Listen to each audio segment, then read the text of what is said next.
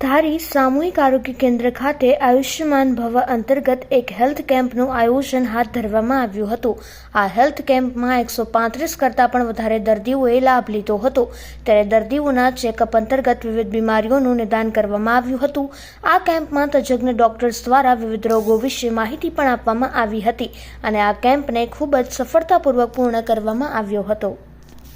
Okay sir, આજ રોજ તારીખ 6/2/2025ના રોજ સામૂહિક આરોગ્ય કેન્દ્ર ધારી ખાતે આયુષ્માન ભવ મિશન અંતર્ગત હેલ્થ ચેકઅપ કેમ્પ યોજવામાં આવ્યો હતો, જેમાં અંદાજે 135 જેટલા લાભાર્થીઓએ દર્દીઓએ લાભ લીધેલો છે અને અમરેલી શાંતાબા મેડિકલ કોલેજ માંથી વિવિધ વિભાગના તજજ્ઞો ડૉક્ટરો આવેલા છે।